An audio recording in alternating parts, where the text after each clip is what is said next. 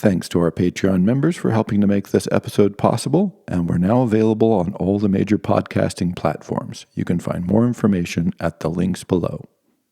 Let's do it. All right. Welcome, everybody. This is a question and answer session for the Symposium. Hello, Jeremy. Hey, Wes. And thanks for the questions and comments. And we've been rolling through this crazy work. God, it is a crazy work. I mean, it is absolutely, I mean, I don't know how many times I've read the thing, and every time I read it, I'm like, oh, that's right. It's always crazier than I remember it being. And I think it's crazy. I'm like, no, it's really crazy. So yeah. That being said, questions, here we go. All right. Question 1 is from Sebastian. And he says, did I hear correctly that the ancient Greeks saw math and love as the same thing? That makes me think of that scene from the movie A Beautiful Mind, and the intimacy that a person needs in order to understand geometry, whether it's working with a tutor or working through a problem on your own. Yeah, so it's not that they're the same thing, but that the math is a path that reveals the true. Right. This is the magic of math. Like the geometry and the power of geometry was so it entranced the Greeks, basically. Well, the Greeks, I say, the educated 1/10 of 1% who are interested in these subjects. But they really, like the Pythagoreans, made a religion of it, and they really were engaged heavily in math. But what they recognized is that part of this is inspiration and desire, like the desire to solve a problem or the inspiration you need to get a breakthrough or to make progress. And so what they saw and what you obviously see in the Symposium is this notion that somehow love and drive and desire are all related to making progress, making discoveries, understanding the world that's hidden from us. And that so math and religion, math and love are intimate related. And the academy that Plato ran in I don't know what you call rumor, or is reported to have had over the archway inscribed, "Let no one enter here who has not studied geometry," basically. Like if you don't have math, you're not a philosopher. So they thought it was just necessary, but not in the way we think of math. Like it was a different whole experience of math. Okay. Judah has a question, and he's basically asking, are these ideas of Plato, do you think that they're endemic ideas to humans and he just happened to kind of come across them? Or do you think that these ideas of Plato that show up in the Renaissance and in the Middle Ages, that the thinkers were independently thinking up those things? So he says, could it be that some of these later thinkers just have independently inspired these same conceptualizations? Or is it really just a chain of people reading Plato and being influenced by him? So, yeah, that's a great question. It's always hard to prove, right? Like influence and or unique development, but it's clear that people have talked about love, argued about love, recognized love in all kinds of cultures through all recorded history. However, this notion of love leading you to revelation really does seem to be Plato. I mean, you can do the math stuff, you can track to the Pythagoreans, the soul stuff, you can track to the Egyptians, the perfect form and unity was some of the pre-Socratic philosophers, the materialists. Some, not all of them, but one of the arguments are things unitary or are things multiple? So there's elements of this that are all about in the culture, but this weird take on love as being this driver to truth does seem to have been. Plato at least was the guy that really put it on the map, but it does seem resonant. I mean, of course, it's hard to know if it's resonant with us because it's a common feeling, or is it resonant with us because we've been raised in culture so influenced by Plato? The Renaissance thinkers, and over time, however, if you were literate in this case meaning Latin or Greek, but mostly Latin for most of the Middle Ages, then you were encountering Platonic influences. So it's almost impossible to unweave those, right? But it is clear that these ideas resonate because there must be something innate in humans that go, yeah, that love isn't just about attracting to another person, or it's not just about lust. It's like, I do, get this sort of emotional uplift when I write a great poem or when I hear music. Maybe music is the clearest example, right? Music can move us so powerfully, Right. which for Plato was evidence that there's this force out there, love, as he called it, this emotional power that has the ability to elevate you and transform you. Mhm. And so I think what he really does is he takes that common human feeling and then labels it love, and then creates this whole philosophical argument from that. Mhm. Everybody has the feeling, or most everybody, and then you can label it what you want. He goes with love and then runs with this philosophical argument. But once you have that feeling and you go, oh yeah, I can see how that's love. Although I don't know, that feeling you get from music, I don't know if I can say I love music, but I don't know if that feeling that I have when you hear a song that really is that love, or what is that sensibility? Right. That, if you label it love, then you can just go along with this whole hypothesis.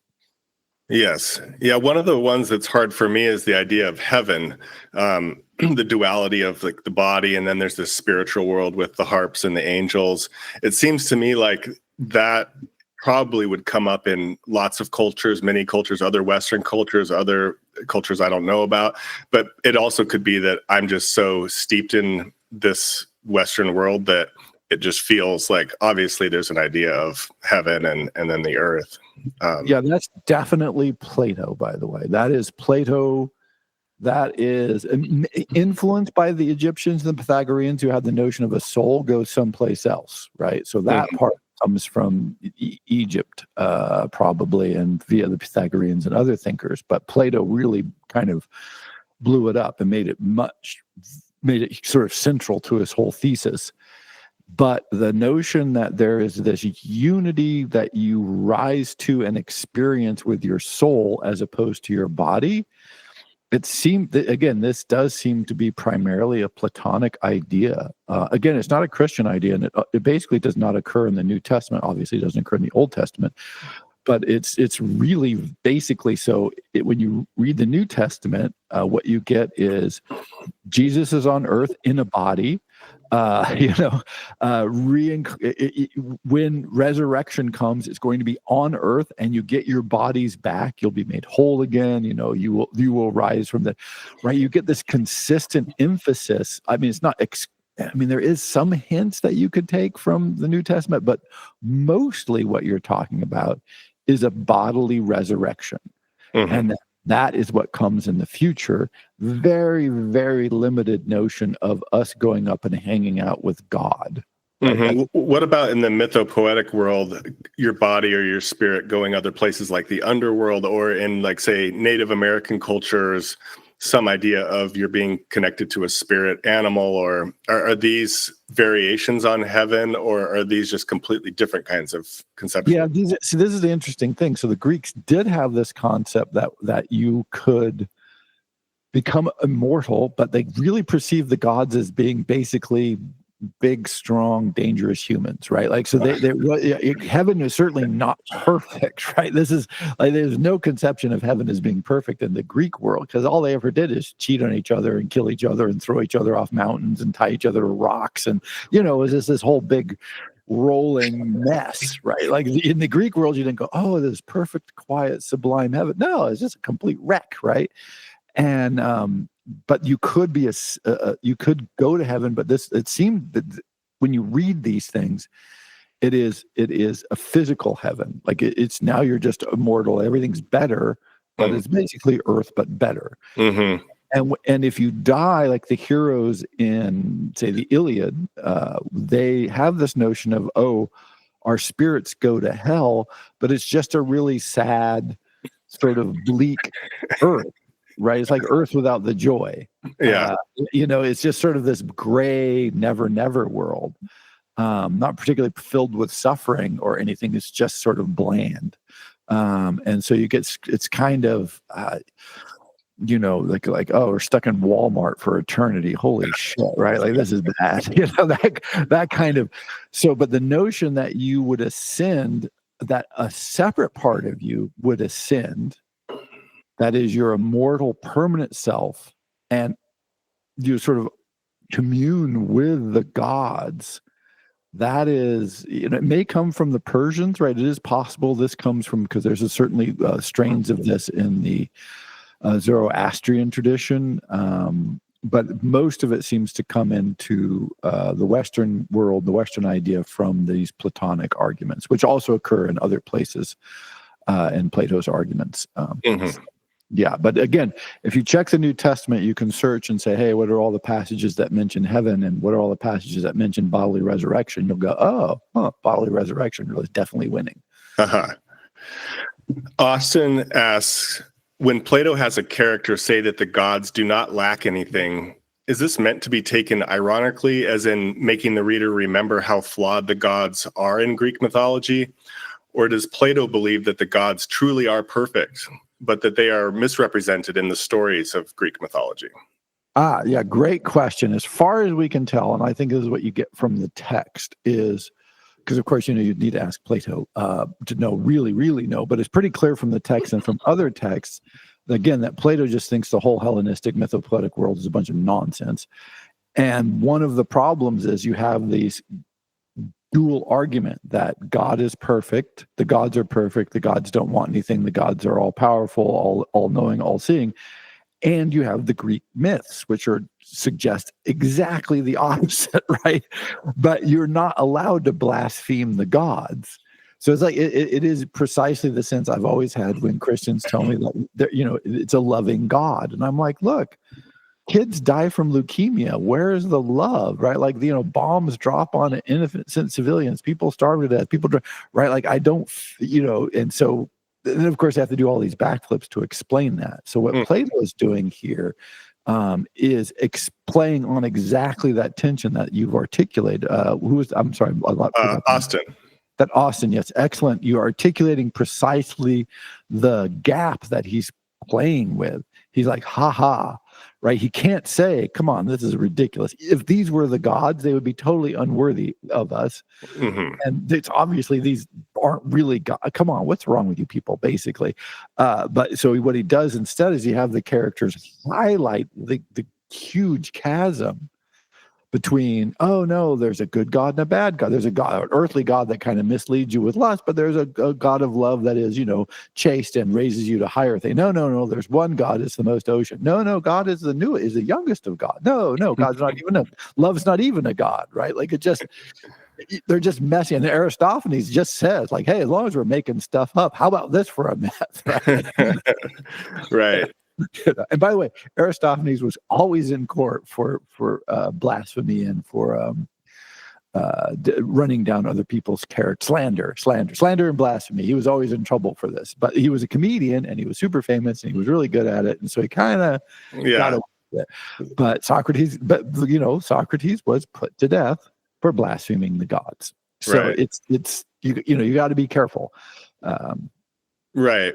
And Plato does this trick with the God of love where he hears the speech and where they're praising all the virtues of this sensitive and subtle God that's only good things. And then he says, well, if you doesn't that mean if you embody all those things, you're desiring those things, so you lack them.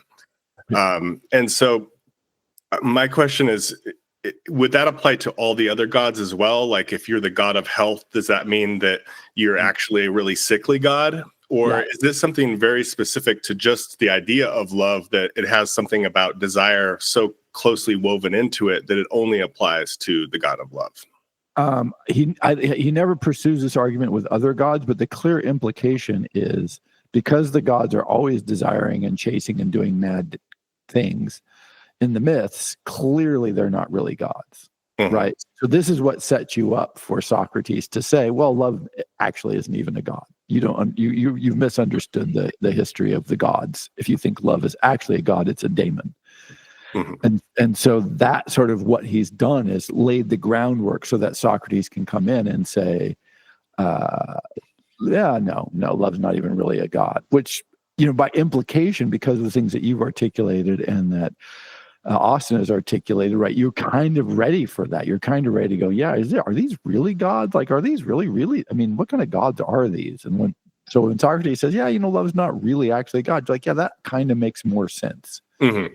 And then, of course, finally, Alcibiades just says, well, Socrates is better than the gods, right? Mm-hmm. I mean, quite literally his claim. Let's not praise love. Let's praise Socrates, because Socrates is better. Mm-hmm. Yeah. So it's kind of a definitional swap he does. He says, if you're the god of strength, that means you really desire strength, and so you're weak. And you feel like that could be applied to all of them? Yeah, this is he does, like I said, I don't remember any passages where he does this explicitly, but implicitly, I think it is perfectly reasonable to extrapolate from that and go, oh, so Athena is the god of wisdom.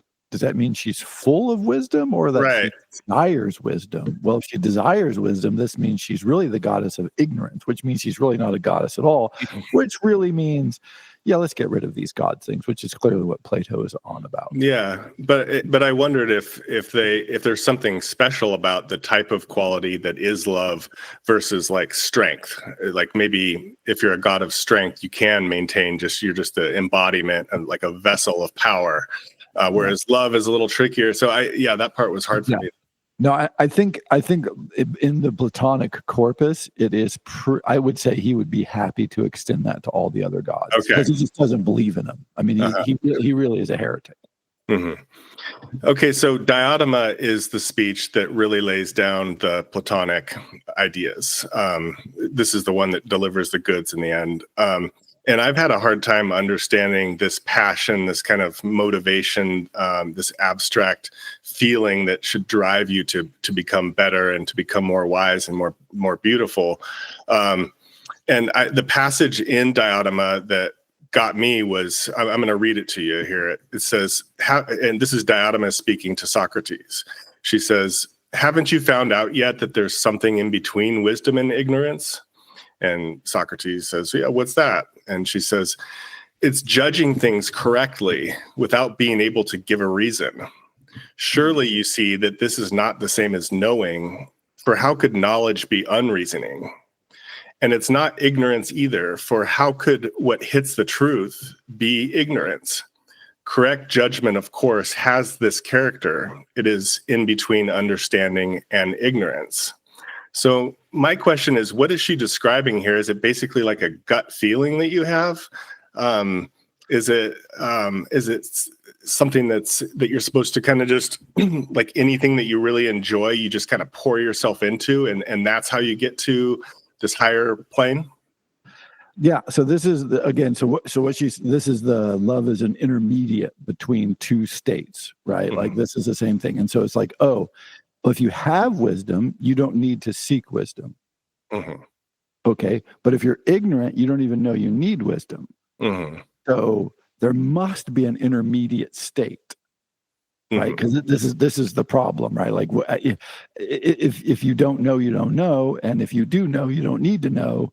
So why does anybody pursue wisdom? So she introduces this intermediate state where she says, look, you can make correct judgments. You can recognize truth, even if you don't know all of the reasons, you don't have full comprehension, you're not total awareness. Mm-hmm. And then as she goes on in the speech, what she says is, and that gives you the desire to know more, to become wise. And so, because otherwise you can desire wisdom, but if you have no ability to judge, then it's a random walk, right? You have no. So the idea has to be you have some sense, either innate in the Platonic world, although this isn't so much in the Symposium. In the Platonic world, you do have an innate sense of what is correct. Mm-hmm. And what you do with love is it allows you to develop the wisdom to understand where that comes from and then to respond to it perfectly, essentially. Mm-hmm. But yeah, this is the idea. You have some sense and you can cultivate that. And the way you cultivate that sense of correct judgment is by reflection and by desire. It's the desire to want to know the truth, which is a big part of the Republic and a big part of Phaedrus. In fact, in the Phaedrus, it's even clearer because he just says, look, it's if you really want to know the truth, it's madness, right? No one should want to know the truth that much, right? You have to love it like a lover. You have to go way beyond what you would think to really find out. But when you find out, then you realize it's the most valuable thing in the world. Because it's the steps, just exactly as articulated in the Symposium, but with this extra level of saying it's the median state of desiring and reasoning that allows you to make progress. And the rationalists end up saying, well, okay, cool. How do you fact check this? Right. Like if you feel a certain way and you have certain taste and judgment, who's is that and right? So this is where Plato is not anti-rationalist. He says you need reason, you need rationalism, but that's not enough.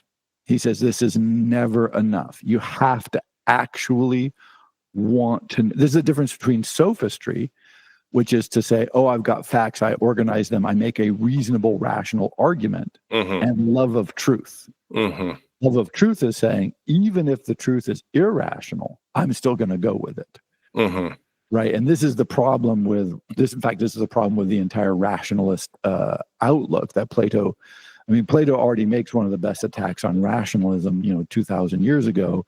Romantics, of course, pick it up and run with it, is that much of the world is unreasonable. Right. Like, and so you can't make rational arguments about reasonable things. And also, it's just too easy to be a sophist. When people talk about, fake news and, misuse of statistics and all this kind of thing, what they're really pointing out is, I can say, like, I can use numbers that are true and deploy them with reason and produce really convincing wrong arguments that I know are wrong or I suspect are wrong. And if I loved the truth and wisdom more than I loved whatever I gained by using my reason incorrectly, then I would never do that, because it would be like cheating on my lover, the object that I desire most. You would never do that. And the argument that Socrates and Plato, where you draw that line, make is that love of truth is in fact probably not rational. It's an emotion. It's an emotion that drives you. Hume makes the same point, by the way. Hume says, look, my reason is always working for my emotions. My emotions aren't working for my reason. Right. And so that tension is always there.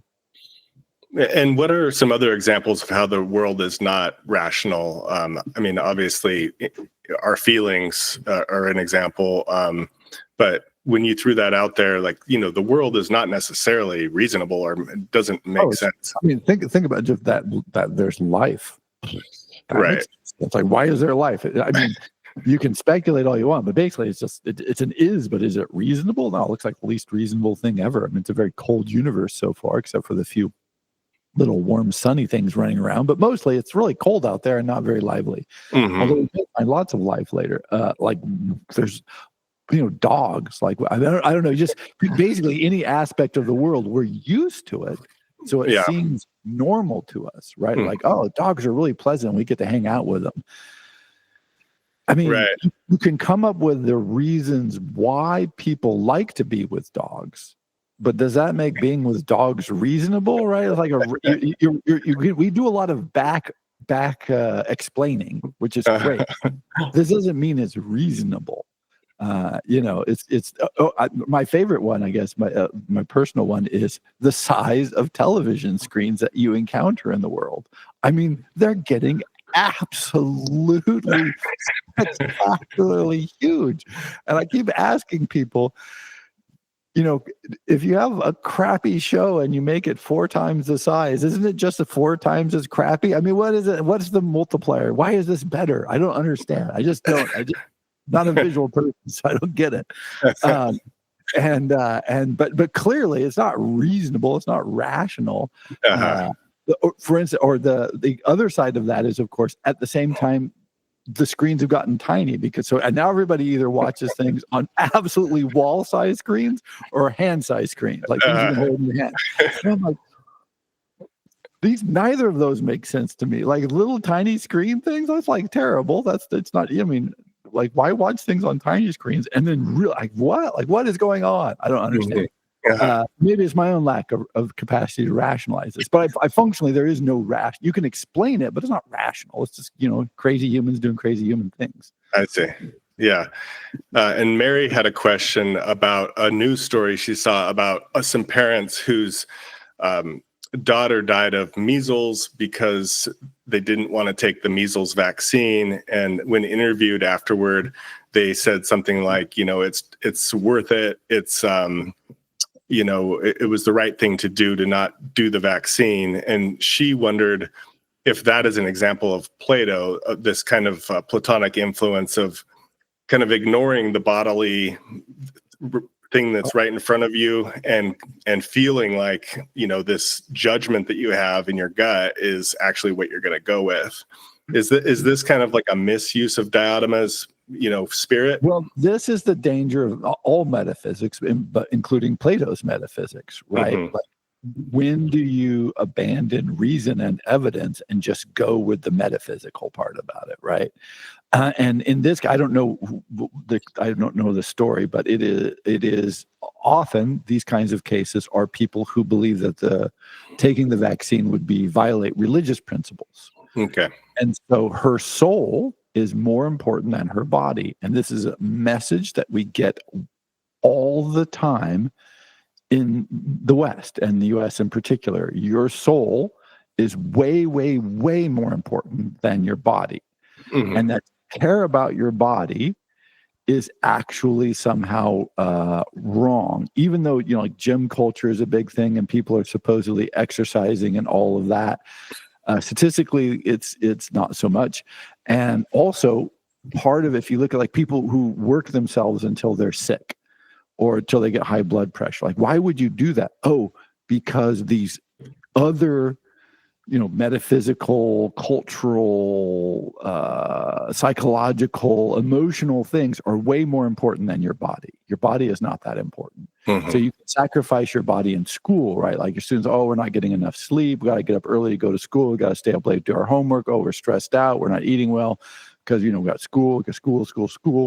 And you're like, and these are kids, right? Like, why are we doing that to kids? Shouldn't we say, hey, let's make sure you're bodily well. Like, let's make sure your bodies are healthy. Let's make sure we get plenty of exercise, lots of time out in the sun, blah, blah. So the Greeks absolutely did this. So Plato is really, really arguing against his culture there because he's saying, no, forget these bodies. But if you read the Socratic dialogues of Plato, they almost all occur either on the way to the gym or on the way back from the gym or at the gym. Like there's three places. We're going to the gym, we're coming back from the gym, or we are at the gym.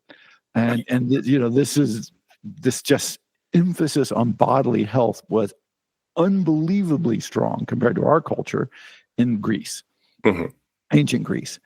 And now we've reversed that. And sort of the extreme version of that is to say, well, we don't care about our daughter's health at all. We only care about her soul. Mm-hmm. Or in the Middle Ages, the autotophe, act of faith. When they burned people to death, it was to help them. Mm-hmm.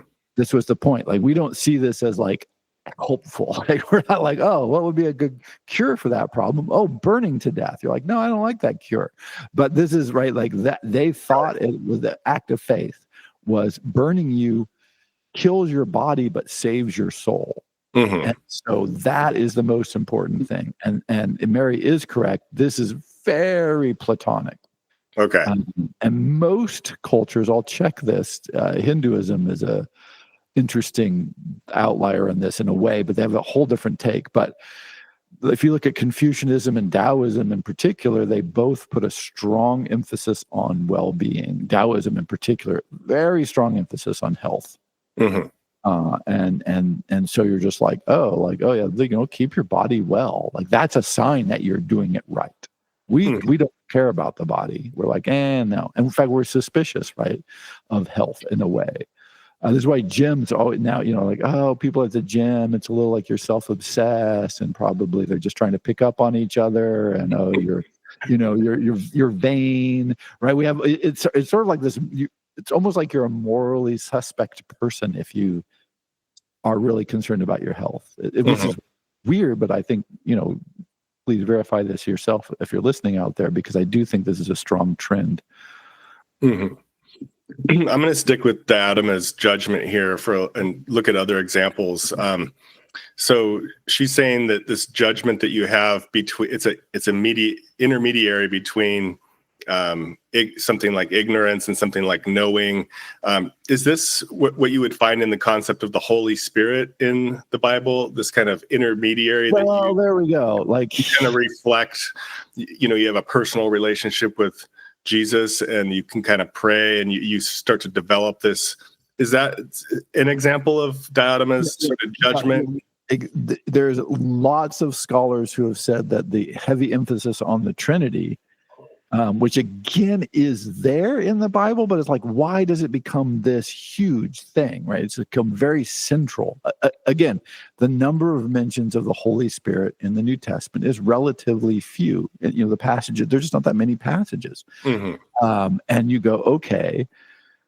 So you can just kind of gloss over, because we gloss over all kinds of things, like all the invocations against wealth. We gloss right over those, right? Like we just don't care about those. And all the notion of, oh yeah, you'd follow the 10 commandments. We don't pay any attention to that. Follow all the commandments, by the way. You have to follow the dietary restrictions, all these kinds of rules that Jesus says we're supposed to follow. Everybody decided, no, we're not really supposed to follow them, right? But why the Holy Spirit come to be this huge thing, and part of it seems to be precisely what you've been pointing out, is this intermediary, right? How do we have this intermediary between us and God, and why is it not a personal relationship? And you can see this in Luther is very frustrated by this, because he says, look, there is no intermediary between you and God. It's just not in the Bible. And yet we love this idea. We because it seems very natural to say, well, I don't think I'm completely awful, but I also recognize that I'm not completely perfect. I'm kind of intermediary. And if there is a God, I would like to have some way to communicate, resonate, get messages from, like all of that would be super, super helpful. And so it seems like a very popular idea, and it certainly is there in Plato. Also, by the way, this is where Mary comes from in the Catholic tradition, right? It's like, oh, we really want an often female intermediary. Like let's imagine this is the female. So Mary, having been worked with the Holy Spirit, she comes in basically as a stand-in for the Holy Spirit, which you see this like the flaming heart and stuff in lots of medieval iconography that includes Mary as this intermediary figure that you invoke because she's basically one with the Holy Spirit. Yeah, and does the idea of faith more broadly, is this just Plato, like just this idea that, well, you just need to have faith and kind of just religious faith? Is that basically Plato? Well, what's interesting is that he's not really saying you have to have faith. It's again, he's saying don't abandon reason. He's very pro-reason. Reason is not the end, but you want emotion and insight and wisdom. But you have to work for it, right? So it's not a just have faith thing. Okay. In fact, this is again Luther, who I keep mentioning because he's that big figure that argued against all of this. He's like, look, what are you talking about reasoning? Stop talking about reasoning. Stop talking about wisdom. Stop talking about insight. You're just a fallen, corrupt, horrible being who can never know anything about God. Just accept your state and hope for the best, right? Don't even have hope. He's just very bleak. I don't know how he ever got popular, but he's like the original death metal band. He's just awful. Yeah. But that note, if you read the New Testament, he's like, so much of what we think of as being in there is not. It's Plato. So the notion that, we should meditate on, reflect, and understand God. Yeah, no. Like, no, this is what Luther is like, absolutely stop doing that. Stop, you guys, stop it. That's just Greek philosophy. That's just Aristotle and Plato, and knock it off. And he's correct, of course. That is just, but he's not. So he's upset because it isn't faith. He says you should be faith. And in fact, in the United States, there's all these like old religions and bring back old religion. And a lot of that is this continual recognition, like, hey, we've just wandered way off of what's in the book. And it's like, yes, you have. And you generally have wandered off in one direction, and that's Aristotle and Plato, more Plato than Aristotle. Right. And I want to ask you about how this argument of diadema, this kind of judgment argument, might apply to fine art. So in the tradition of fine art, we've had these movements, you're in Impressionism, and then 15 years later, you're into modernism, and then you're into, Dada, and on up through the 80s and into pop art. And there's this feeling that the going to a museum is sort of like going to church for secular people, and that there's something about if you have good taste and if you can go spend time with these paintings, that you're almost receiving cultural information that's spiritual. For Plato, you're receiving divine messages. You're getting closer to the source of divinity, which is unitary, immortal, eternal, unchanging truth that glows out there beyond the gods. That is precisely what good art does. Good art basically saves you. It lifts you up. It's a step on the ladder that gets you to that glowing ball of wisdom. Right. It's an absolute gateway to eternal, immortal, unchanging truth. And so real great art, real in air quotes, obviously, is that eternal, immortal, unchanging art that can elevate you and give you basically a peek behind the curtain at what's really going on. And what's odd about that, and I have to think that it's not, because you just see it all over the world, that when you do encounter like a beautiful building or a great sculpture or an amazing painting, right, you do get that sense, or you get that like, oh, like you kind of feel, elevated is the word, right? You feel like, oh, something about it is like, oh, I feel bigger, right? I feel better. I feel more human, maybe, or less human. I don't know. It's always hard to say what that is. And people say, oh, it's the spiritual force from the outside. And Plato would say, absolutely, it's the spiritual force. This is you communing with the true power of the universe that you just don't notice all the time. Mm-hmm. And that's what the function of art is. And so when art, like museums are temples to art, and it's quite literally temples. For Plato, it is a place of worship. You are there to make yourself better. It does improve you. Right. And I think we've all had the experience of going to stand in front of a painting and feel that stuff, or stand in front of a building. And then other times we've had the feeling of wandering through a museum and being like, are these people all in a cult? Like, this is a painting and it's supposed to be, what is this supposed to be doing something? And we don't, it's like, so what do you think about this? Just what do you think about Plato, I guess? Like, because you kind of hit on exactly what I feel as well, which is like, he's on to something here. I feel that too. And also I sense a skepticism in you as you're giving the lectures about, because one, I'm sort of always skeptical of metaphysics. It may be inescapable, but I'm always trying to be skeptical of it. Two, I'm a humanist, and Plato is absolutely not a humanist. He's a what would you call him? He's a Platonist, I would say. He's pretty much a Platonist, yeah. And then, of course, he's the Platonist, I guess. So I'm always suspicious of he's absolutely not a humanist. He just dismisses most people as just being ignorant and useless. And if you ever want to read something that's not humanist, read the Republic. Good Lord, it's a Stalinist nightmare. Stalin had nothing on Plato. You're like, wow, that is just terrifying. So I am skeptical in that terms, but I do think he does capture this very real sense of, you go to a museum, you see a great work, and you just go, oh my gosh, like that is moving, like this is powerful. You see beauty in nature, same thing. This is moving, this is incredible, this is powerful. At the same time, like you said, when you just see people wandering around staring aimlessly with their little earpieces things in and like looking at the title, and you just go, no, you're doing it wrong, right? Like, and I know people, there's no wrong way to enjoy art. I'm like, well, on this one, I think I'm sort of with Plato, and I'm going to say, yeah, you're just wrong.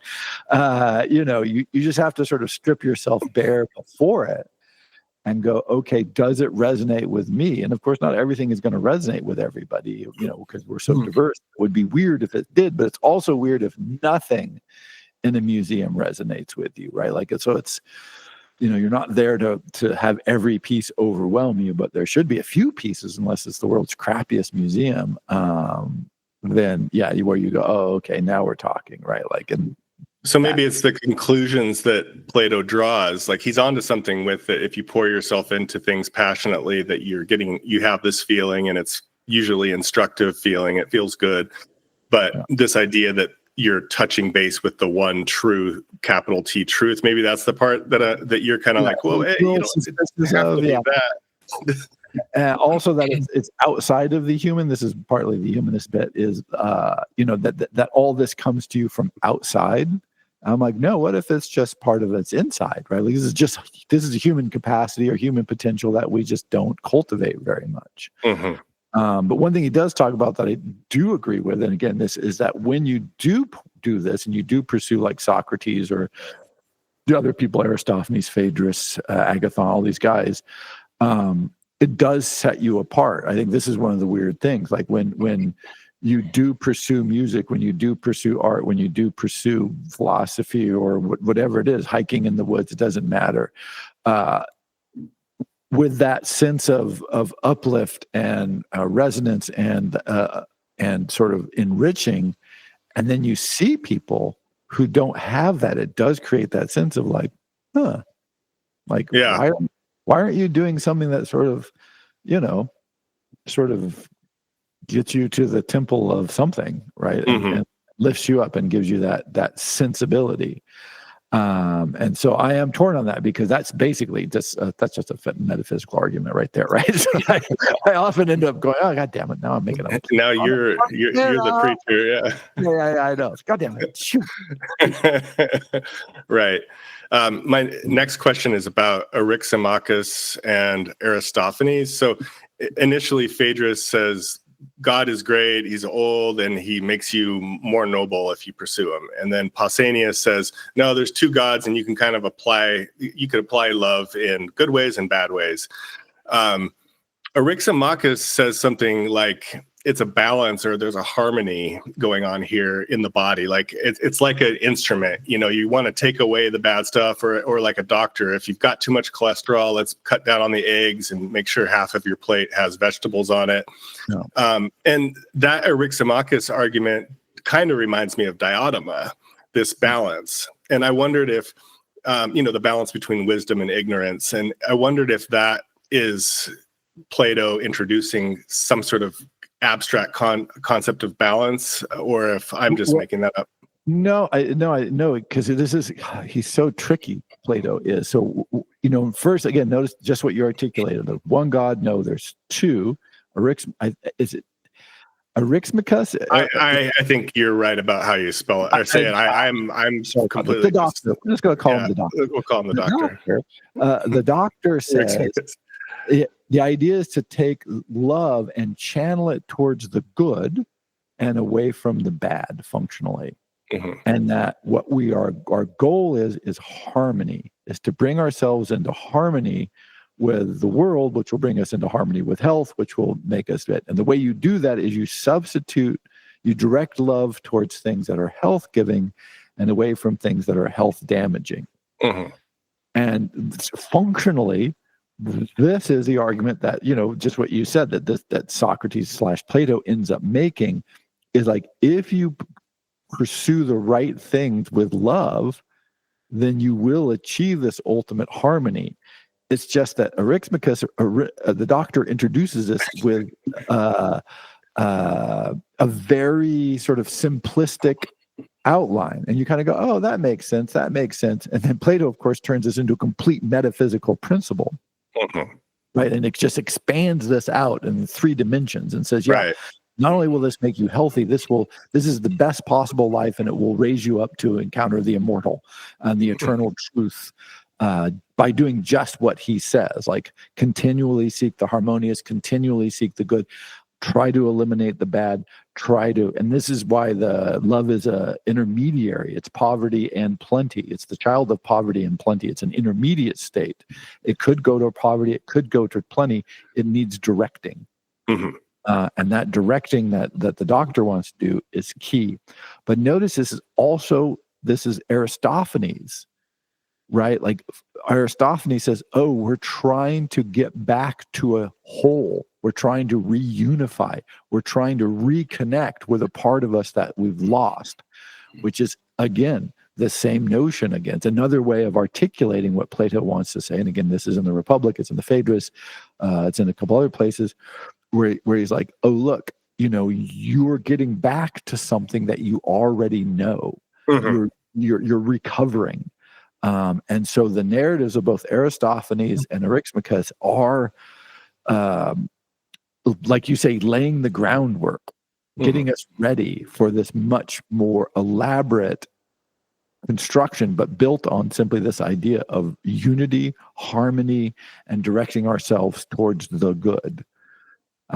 And that is just really, yes. So yes, yeah. This is all step by step by step. And by the way, I don't know if I remember if I mentioned this, but one way to understand how how carefully constructed the Symposium is if you had never read the Symposium and you read any of these arguments in isolation, it's very simple to just go, oh, well, I mean, yeah, I see what the doctor is saying, but come on, what about this and that and this? Or, oh, I see what Aristophanes is saying. It's hilarious. And you kind of got a point underneath there, but come on, really?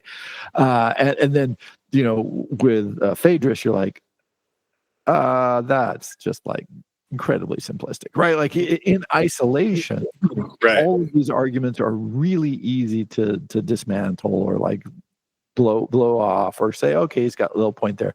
But we never get that chance, because we just get argument, narrative, argument, narrative, argument, narrative.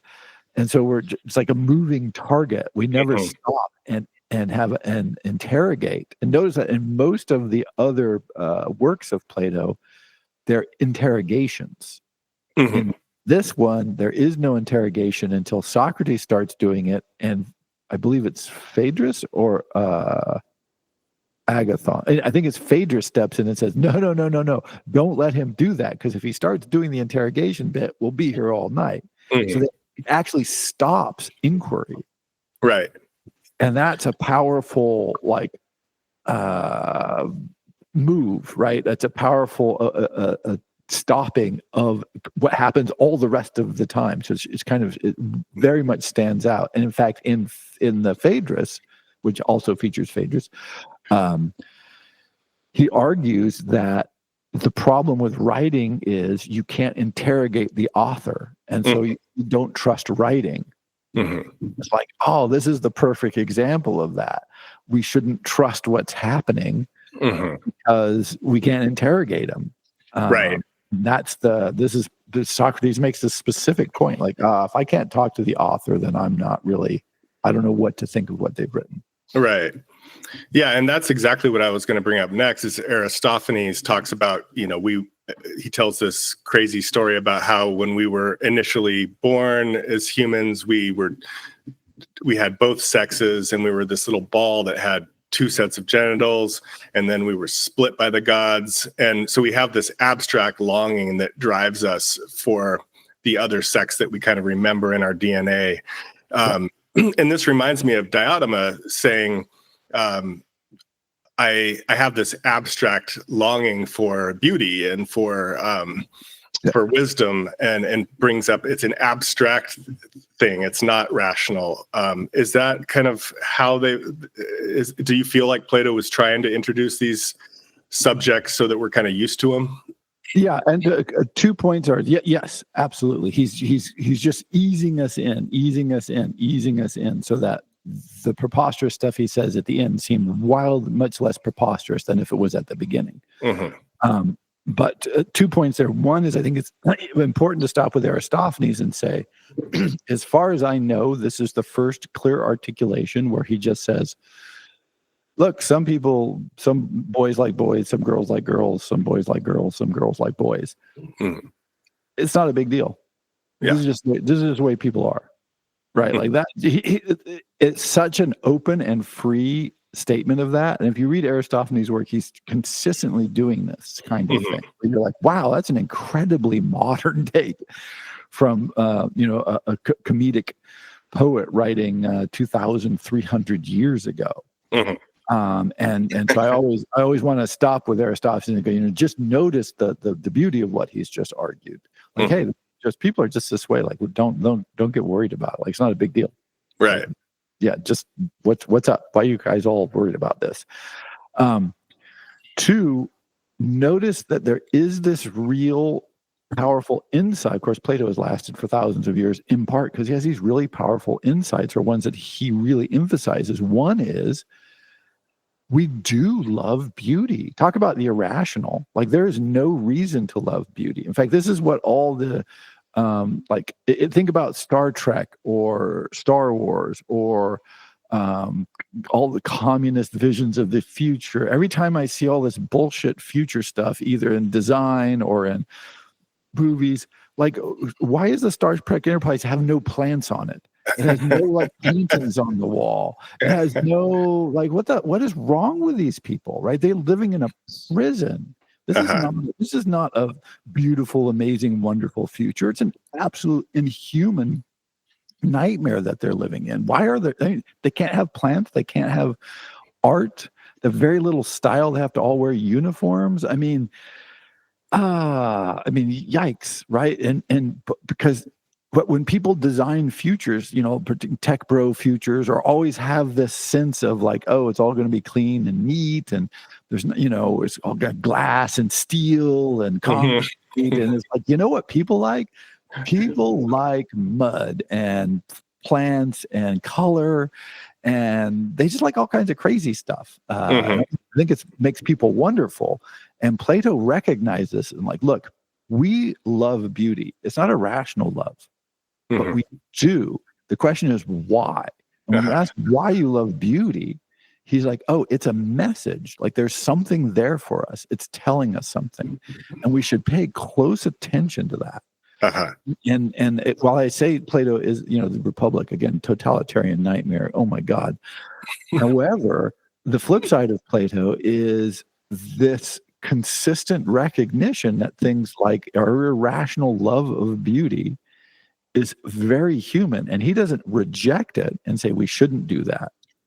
Like when the iconoclasm, right? When they destroyed the Catholic works of art, and they, originally the Luther and Calvin and early churches, they were just stripped bare, and they were supposed to be like utterly desolate, and there's supposed to be nothing there. And then they started smuggling design and art, and then slowly comes because we love beauty. But and because I live in France now, I've been in more cathedrals in the last 2 years than I have in my entire life by a factor of 100. But they're just beautiful. And it's like, oh yeah, if these are the churches I had been going to, I probably would.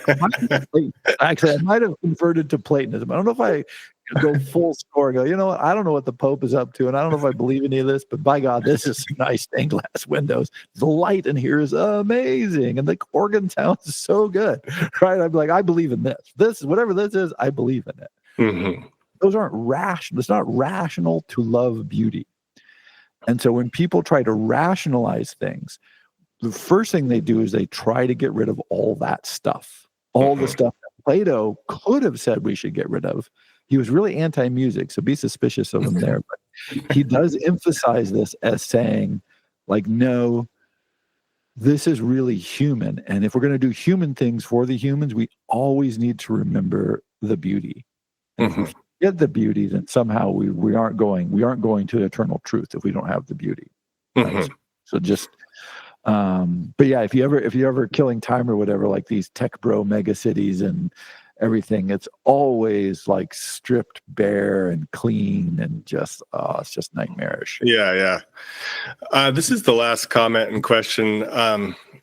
And it's about anamnesis, and it's about the Renaissance. You had said in the last lecture that during the Renaissance, the idea of anamnesis, which is this forgetting or this remembering that you're actually a spiritual being and you have these sparks of spirituality inside you, but you'd forgotten, so you have to overcome your forgetting.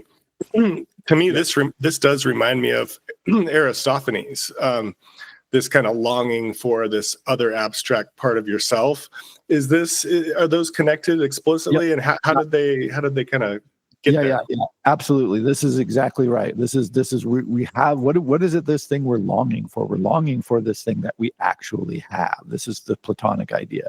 Like we don't have it. We've experienced it. We know it, and we're trying to get back to it. And so part of, again, this comes out in part in the Renaissance, because the Renaissance was make yourself fabulous, and whatever you do will be fabulous. So people say, oh, why is the Renaissance so great? So many great artists and writers and, all this stuff. And it's like, yeah, they cultivated personal fabulousness at an unbelievably intense level. And they said, well, if you cultivate incredible personal fabulousness, then of course, whatever you do will be fabulous. You just have to discover and cultivate and grow your own nature that is great. Mm-hmm. And if you do that, then it doesn't matter what you do. You make a cake, it'll be like the best cake ever made. Like you do, whatever you do, it'll be the best, because of course you're that fabulous person. You do fabulous things. And we absolutely do not have this. So they believed in a mix of technique, like really learn, like if you want to be a painter, make your paints. This is step one, start making paint, because then you know everything about your paint. Step two, as part of this, is know yourself. Like just make yourself great. And if you're great and you know your medium, then you can't miss function. Like you just can't not do amazing things. Yeah, and it seems to me that Plato's brought a lot of very positive things to our culture, and also some things that aren't so great. Just in an elevator pitch, what's the 30-second response to what are the kind of bad stuff that we have in our culture that's just Plato, and what's good about it, what's bad about it in the short? The two things that always stand out to me is, one, he's an absolute incredible elitist. And so not that he invented elitism, but he certainly ran with it. And so a lot of Platonic thought comes tinged with this elitist sensibility, which is, there's a few who know everybody else is ignorant, treat them like sheep. This is the Republic in a nutshell. Two is the obsession with truth. Again, there is just not in a lot of other philosophical systems. You'd think, oh, well, truth, of course, truth is what you're after in philosophy. And it's like, no, truth, lots of philosophical systems have a very limited interest in capital T truth. And like I said, there's the great Confucius passage that I talked about the other day, where he gives three different answers to the same question, and his little helper is like, "What are you doing? Like what? And he's like, "Hey, these are three different people. They needed to hear different things." Yeah. So there's no he wasn't worried about truth. He's worried about outcome and health and order, and he's worried about a lot of stuff, but. Big T truth, ontology. He just no interest in ontology. Lots and lots of philosophical systems from other cultures just have no interest in ontology. Epicureanism, very limited interest in ontology, like truth, absolute fundamental truth. He's interested in health. That's the opening of Derurum Natura, I believe, the invocation, and then at the second chapter, or anyway, very near the beginning, right after the invocation, I believe, he says the only reason to study science is to rid men's minds of superstition. If men weren't superstitious and afraid of the gods, there would be no reason to study science, because it's stop being superstitious and just relax, and you'll be healthy. And that, so those would be the two I would say that leap to mind first. A bit inhuman and elitist, wildly. One, and two is this obsession with the truth that has just driven Western philosophy, I would say, off into a ditch over and over and over again. Like we just become obsessed with it. Well, thank you so much, Wes. We got to the bottom of Plato. We know exactly what's going on now. Yeah. Wow. Yeah. One more to go. I've got the one more, two more to go. Actually, holy! I hope there's two more because I'm loving this kind of explanation of how it affects our actual lives. Yeah. That's out now, right? I forget. The first one is out. Yeah. Okay, good. So that helped. Did that help make sense of how that the spread and the layering? It's like when you make a croissant. Of course, being in France, think about these things like you pound butter into flour and then you roll it and you let it sit, and then you pound butter into flour and you roll it and you let it sit, and you just do this over and over again. The more you do it, the better croissant you get, and it takes time. Sometimes like a week you can do this to make a really great croissant. I just feel like Plato's like that. Like, oh, here's some Play-Doh, here's some dough, fold it in, pound it, and wait. Oh, look, more butter. Put some more Play-Doh in there. Like, pound it in again. And so at the end, you get this big flaky Platonic thing, but it's just really just solid butter. Right. It's just been put in so many times that we're just stuck with it. So the next one, I'm going to do work backwards and look at some elements of the contemporary world that really seem to be shaped by Platonic ideas more than, say, Christianity or from other forces. I'm very excited about that. Okay, cool. All right, everybody, thanks very much. And we will end the recording now, I think, if I know how. Yes, here we go.